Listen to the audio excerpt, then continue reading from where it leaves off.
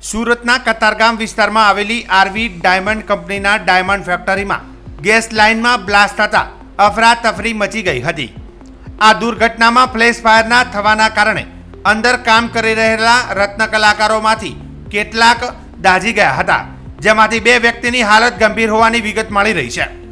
તમામ ઈજાગ્રસ્તોને તાત્કાલિક સારવાર અર્થે કિરણ હોસ્પિટલમાં ખસેડવામાં આવ્યા છે। ઘટનાની જાણ થતાં સુરત મેયર દક્ષેત માવાણીએ ઈજાગ્રસ્તોની કિરણ હોસ્પિટલ ખાતે મુલાકાત લીધી હતી। સુરતના કતારગામ વિસ્તારની આરવી ડાયમંડ કંપનીના 3જા માળે ડાયમંડ ક્લીન કરતી વખતે ગેસ લાઇનમાં ધડાકાભેર સાથે બ્લાસ્ટ થયો હતો। ડાયમંડ ઉપરની ડસ્ટ દૂર કરવા માટે અને તેને ક્લીન કરવા માટે ગેસ લાઇનનો ઉપયોગ કરવામાં આવતો હતો। એકાએક જ બ્લાસ્ટ થતાં હીરા ક્લિનિંગનું કામ કરતા 14 રત્ન કલાકારો દાઝી ગયા હતા। ફાયર વિભાગ દ્વારા ઘટના સ્થળ પર પહોંચીને આગ ઉપર કાબુ મેળવી લેવાયો હતો। હાલ આ ઘટનામાં ફ્લેશ ફાયરથી દાઝેલા લોકોમાંથી 2ની હાલત ગંભીર હોવાની માહિતી પ્રાપ્ત થઈ રહી છે। ગેસ પાઇપલાઇનના ઉપયોગ મામલે ખૂબ જ ગંભીર બાબત સામે આવી છે। ગેસ સિલિન્ડર મારફતે ગ્રાઉન્ડ ફ્લોરથી 3જા માળ સુધી ગેસ લાઇન નાખવામાં આવી હતી।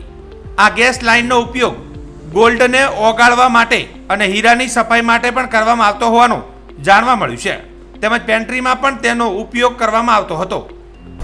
જી સર, કોલ મળ્યો તો કઈ રીતની ઘટના છે? આજરોજ ફાયર કંટ્રોલ તરફથી અમને ડાયમંડ કારખાનામાં આગ લાગી છે ગજેરા સર્કલ લક્ષ્મી એન્કલેવ બાજુમાં। ત્યાં ઘટના સ્થળનો કોલ મળતા અમુક કતારગામ અને કોસાડ ફાયર સ્ટેશનના સૌપ્રથમ ઘટના સ્થળે રવાના થયેલા હતા।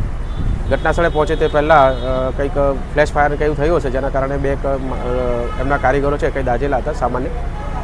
ત્યારબાદ અમે ઘટના સ્થળ ઉપર પહોંચીને તપાસ કરતા બીજા કોઈ માણસો કોઈ ફસાયેલા નથી અને ફાયર ફાઇટિંગ કરી અને જે સ્મોક હતો એને વેન્ટિલેશન કરીને ક્લિયર કરેલ છે। આગ લાગવાનું કારણ પ્રથમ જોતા એવું લાગે છે કે ભાઈ એમનો જે પેન્ટ્રી હાઉસ છે એમાં ગેસની લાઇનથી કંઈ ફ્લેશ ઓવર ફાયર થઈ હોય તે પ્રમાણે લાગી રહ્યું છે। કેટલી ગાડીઓ આવેલી છે? કતારગામ ફાયર સ્ટેશન અને કોસાડ ફાયર સ્ટેશન અને ઘટના સ્થળે પહોંચ્યા બાદ હવે ડબોલી ફાયર સ્ટેશન કુલ મળી 6 ફાયર એન્જિન અને બાઉઝર ઘટના સ્થળે આવેલા હતા। ઘાયલ કેટલા લોકો છે? ઘાયલ એટલે બે માણસો કંઈક દાઝેલા છે સામાન્ય, એવું કંઈ જાણવા મળે છે સૌપ્રથમ।